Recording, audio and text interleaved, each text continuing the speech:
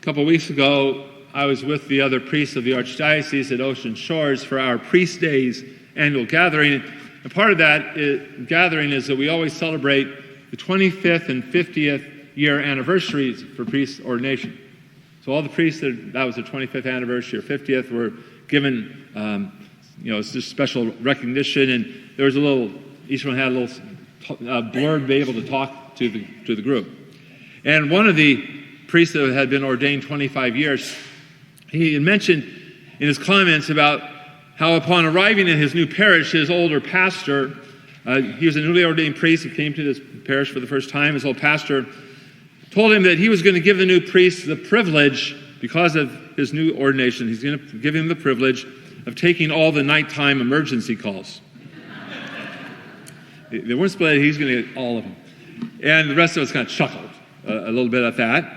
But it got me to thinking about, listening to, there's also the new priests there that have only been ordained a week or two, and then there are all these old guys.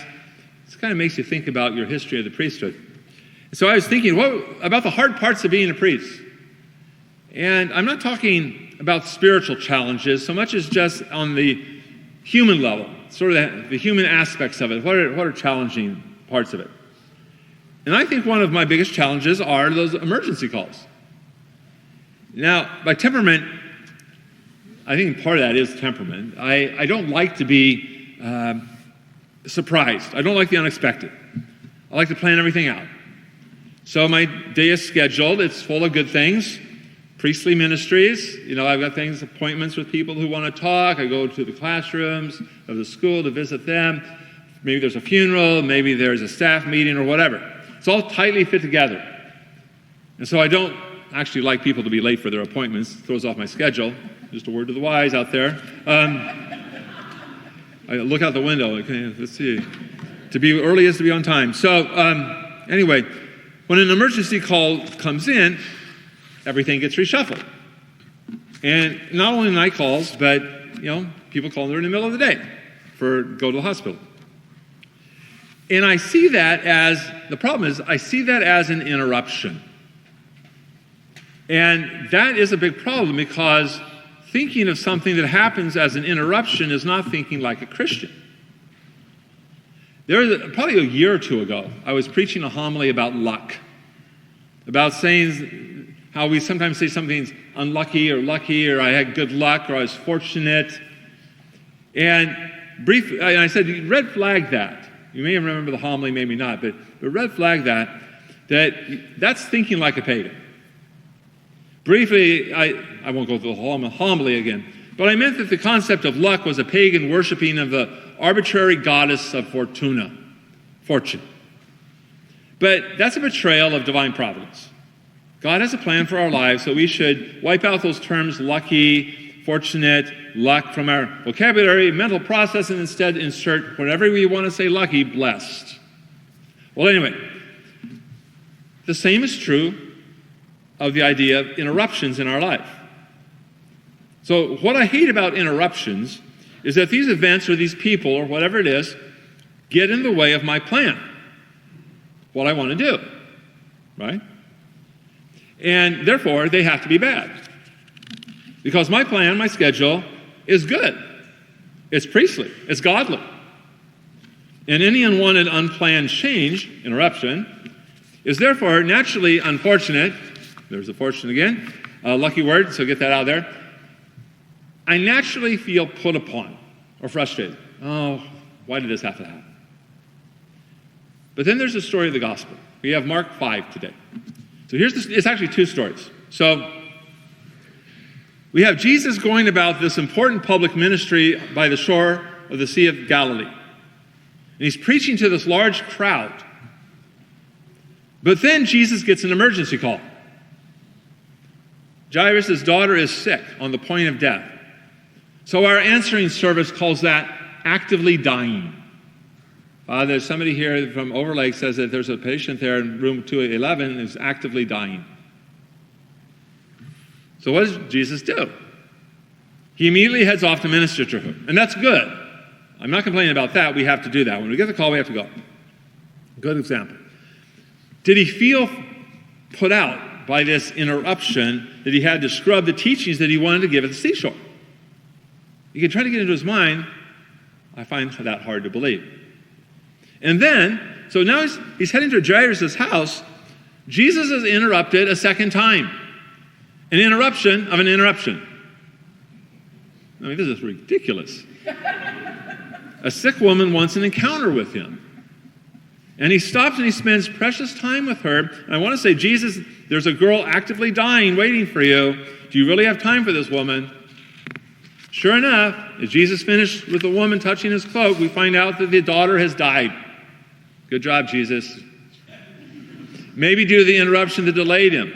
That's what happens. Or so that's my thought process. And it's my problem. I marvel that in Jesus' world, they're not interruptions. So I'm always making that, it's a category mistake. That experience I labeled, that's an interruption. Whereas what I see as interruptions are simply God's own agenda and plan for my day showing through, surfacing. And I huff and I puff because they are wrecking my plans. So there's huge conflict in my life each day between my plan and God's plan. And what if we had the faith to see the events and people that I mentally label as interruptions as divine providence at work? And I really don't, you don't either. We don't have to tick off all the entire to-do list each day, because God has his own list for me today. I have a list, God has a list. And now the question is, whose list do I want to follow? By the way, I can't think of any place in the gospel where Jesus is in a hurry. We do hear Mary goes in haste to the hill country, right, in Luke 1, the visitation. But I don't think Jesus is ever in a hurry. And I doubt he worries about people being late for his appointments. So let's look closer then at the cost of Jesus spending time with that woman who was healed with the flow of blood, the delay in reaching the young girl that may let her die. So what happens here?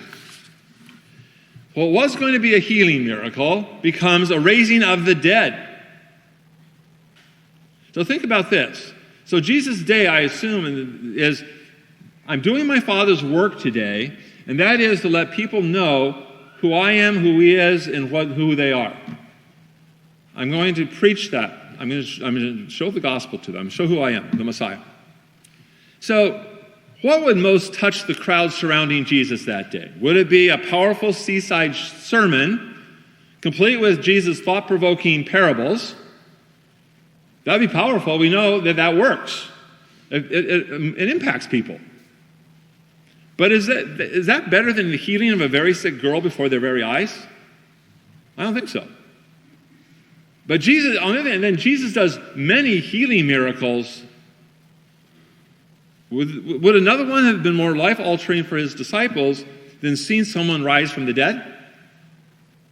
Again, these interruptions, they just aided the Messiah's mission because they weren't interruptions at all. They were the Father's plan. So we pray every day, our Father, thy will be done. We mostly don't mean it. I mean, there are no such things as accidents. There's no luck for that matter. And there are no interruptions in life. What we see as life's interruptions really are just the working out of, again, Father's providential plan. And Jesus knew that. God is very funny. I was sketching out the first draft of this homily last Sunday afternoonish, evening. And during those hours that I spent working on this, I was called to anoint 3 separate people. 3 separate people. That's almost unheard of. 3 a day? And since I was actually thinking about this interruption thing, I actually handled those calls pretty well this time. Oh yeah, that's not an interruption. And so again, if I could only do that all the time. So who and what are your interruptions? Your kids. Do your kids ever interrupt you? What about your spouse? Does your spouse ever interrupt you? What about your coworkers? Walking, talking interruptions.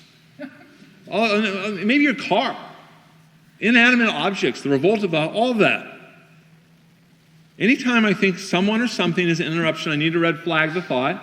That should be a word that immediately if I think the word, something's wrong. And remind myself, no, that's just God's plan for my day peeking out and overlapping and oversee my own plan.